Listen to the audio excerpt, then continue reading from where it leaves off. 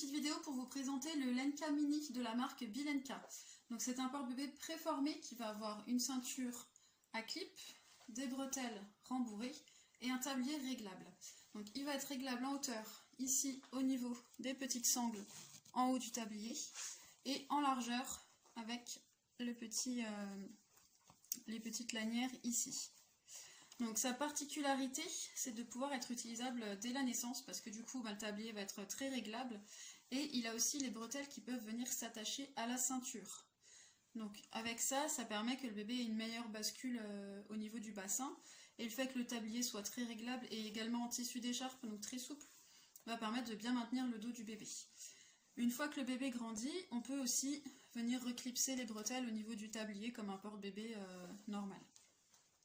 Donc oui, il est en tissu d'écharpe, il a une capuche qui n'est pas amovible et du coup il va être entièrement réglable. Donc au niveau de l'âge de l'utilisation, il va s'utiliser à partir de 2-3 semaines, je dirais, le temps que le bébé se déploie un petit peu, qu'il soit un petit peu moins recroquevillé sur lui-même, et jusqu'à environ 18 à 24 mois selon le gabarit du bébé.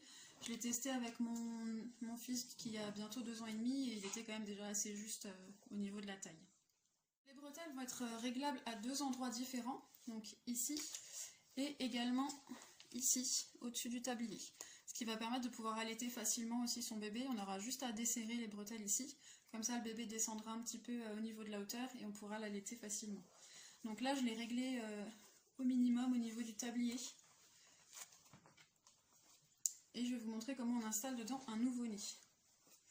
Donc on va prendre le porte-bébé par la ceinture, avec l'intérieur du tablier tourné vers l'extérieur. Ensuite on retourne la ceinture, donc on va la mettre assez haute, parce que du coup comme le bébé va être petit, pour qu'il soit assez haut sur nous, il faut que la ceinture soit assez haute.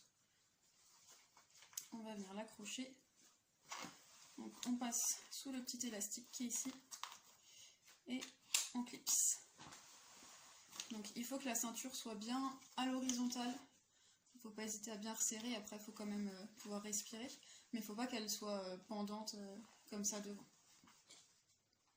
Donc là j'ai bien attaché les bretelles au niveau de la ceinture, j'ai réglé la hauteur au minimum et également la largeur au minimum. Donc je vais venir prendre mon bébé, hop. Voilà, et je vais venir l'installer devant la ceinture. Je ne le mets pas au-dessus, je le mets vraiment devant, en position physiologique, donc avec les genoux qui vont être remontés. Je vais venir passer le tissu entre ses jambes et déployer le tablier sur son dos. Là au niveau des bretelles, il faut faire attention que la sangle ne passe pas par-dessus, il faut bien la mettre en dessous. On installe une bretelle. Hop.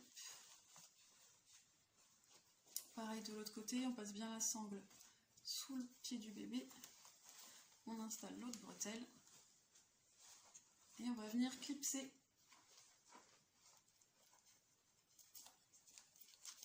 la sangle qui est dans le dos. Hop. Ensuite, s'il y a besoin, on peut resserrer les bretelles, donc en tirant vers l'avant.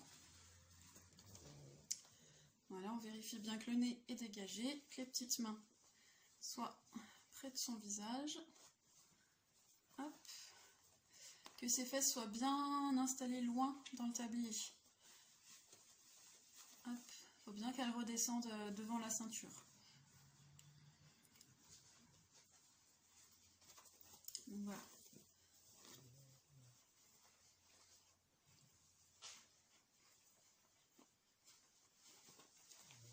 Hop. Il faut vraiment bien que l'assise soit bien profonde et qu'on voit que les fesses soient plus basses que ses genoux. Si on voit qu'au niveau de la hauteur c'est un petit peu trop bas, bah du coup on desserre juste ici pour pouvoir remonter un petit peu le tablier sous les oreilles. Et on a aussi en dessous un système ici qui va nous permettre de pouvoir resserrer au niveau de la nuque. Donc en fait on a un petit élastique qu'on va venir accrocher sur les passants sur les bretelles. Hop, de chaque côté.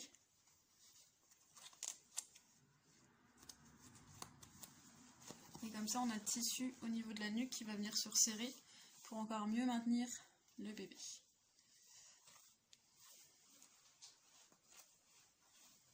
Voilà.